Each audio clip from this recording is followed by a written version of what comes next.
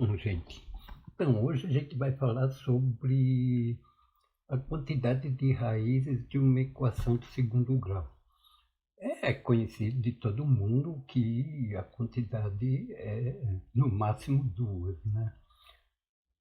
Eu dava aula num cursinho para vestibulinho e um aluno me veio com a seguinte pergunta: uma equação de segundo grau pode ter mais que duas raízes? Foi uma pergunta meio inesperada, né? E ele perguntou se daria para provar, tal. Bom, eu sei que tem que dar para provar, né?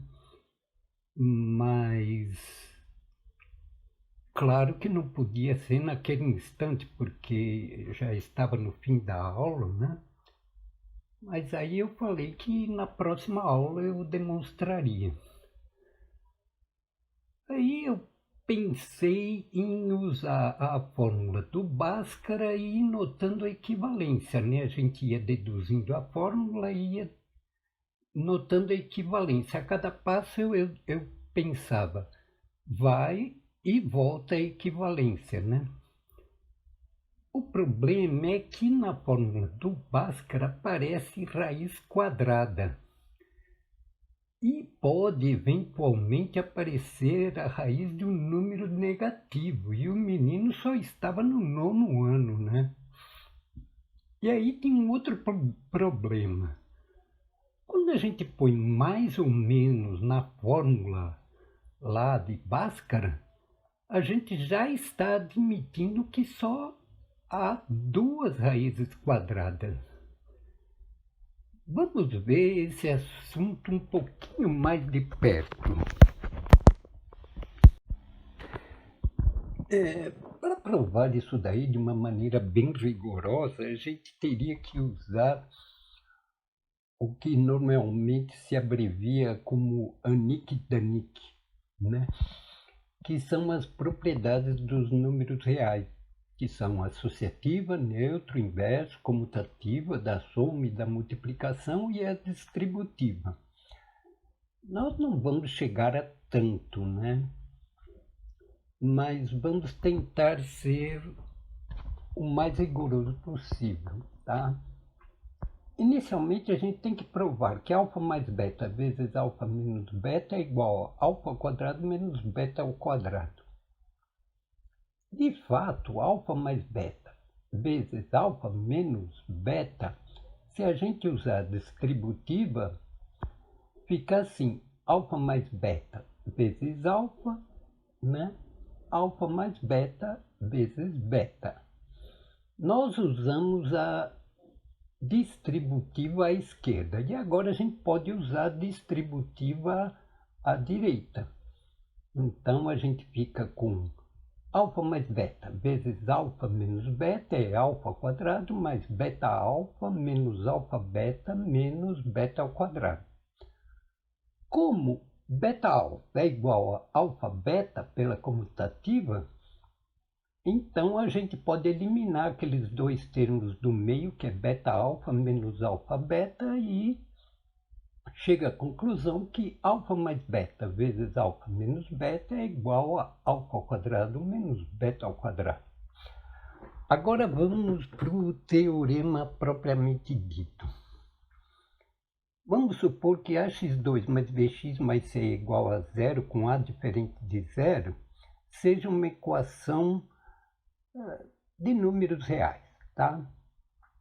Nós vamos supor que alfa e beta sejam números distintos e sejam raízes dessa equação, e que gama também seja uma raiz. Então, por definição, se alfa é uma raiz da equação, então a alfa ao quadrado mais b alfa mais c é igual a zero, e se beta é uma raiz, então a beta ao quadrado mais b beta mais c é igual a zero. E a gente pode subtrair membro a membro essas duas expressões e a gente fica com o seguinte: a alfa ao quadrado menos a beta ao quadrado mais b alfa menos b beta é igual a zero. Tá? Agrupando os termos ali, a gente pode chegar à seguinte conclusão. A que multiplica alfa ao quadrado menos beta ao quadrado, mais b que multiplica alfa menos beta é igual a zero. E aí a gente pode usar o que a gente demonstrou acima e substituir o alfa ao quadrado menos beta ao quadrado por alfa menos beta, alfa mais beta.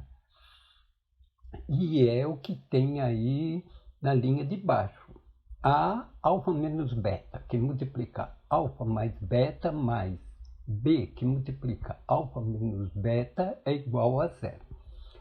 Aí a gente tem o seguinte, alfa é diferente de beta, né? Pelo que a gente, por hipótese.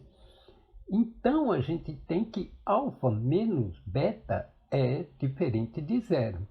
Então a gente pode dividir tudo por alfa menos beta. Então fica assim, A que multiplica alfa mais beta mais b é igual a zero. E agora nós vamos supor que alfa é diferente de gama. E aí, fazendo com o gama o que a gente fez com o beta, a gente vai chegar à conclusão também que A, alfa mais gama, mais B é igual a zero. Portanto, alfa mais beta é igual a menos B sobre A e alfa mais gama é igual a menos B sobre A, que é a expressão da soma das raízes, né, de uma equação de segundo grau.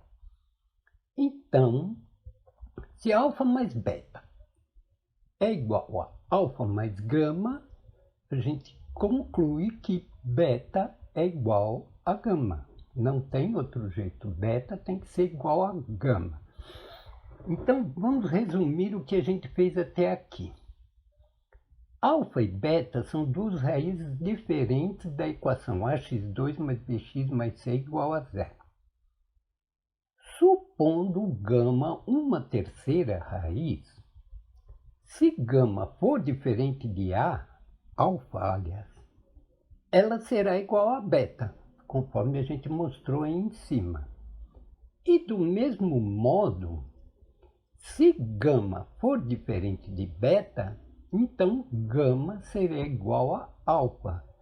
Isto é, não tem jeito de haver uma terceira raiz. Por quê?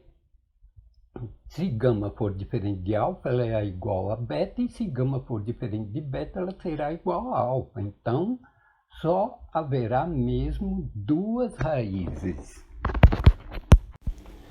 Bom, gente, agora uma curiosidade. No conjunto H, em homenagem ao Hamilton, né, chamado conjunto dos quaternions, que são os números da forma A mais BI mais CJ mais DK, com A, B, C e D sendo reais, um número, por exemplo, como menos 1, pode ter mais que duas raízes quadradas. Por exemplo, I ao quadrado, J ao quadrado, K ao quadrado, tudo dá menos 1. Então, só aí já são 3 raízes quadradas, né? Isso é estranho, né? Porque a gente consegue fazer no conjunto dos quaternions quase tudo o que a gente faz com os números reais, né? Menos a multiplicação, que não é comutativa. Por que será que a gente não consegue fazer essa mesma demonstração que só existem duas raízes que a gente fez para os reais? Por que a gente não consegue fazer a mesma demonstração para os quaternions, né? Para demonstrar que só existem duas raízes, a gente usou o seguinte fato. Alfa mais beta, que multiplica alfa menos beta, é igual a alfa ao quadrado mais beta alfa menos alfa beta menos beta ao quadrado. Como nos reais beta-alfa é igual a alfa-beta, então a gente pode cortar o beta-alfa e o alfa-beta, né? E a gente fica com alfa mais beta, que multiplica alfa menos beta é igual a alfa ao quadrado menos beta ao quadrado. E aí a gente usa esse fato. Mas nos quatérnios a comutatividade nem sempre é verdadeira. Então, a gente não pode cortar beta-alfa com menos alfa-beta. Então, nos quatérnios, alfa mais beta, que multiplica alfa menos beta, nem sempre é igual a alfa ao quadrado menos beta ao quadrado. Porque não vale para todo alfa e beta que pertence aos quatérnios. E como a gente precisa desse fato, a gente não vai conseguir provar que só há duas raízes também nos quatérnios. Aliás, ainda bem, né? Porque senão a matemática estaria errada, né? Tá bom então, gente. Muito obrigado e até outro dia, se Deus quiser.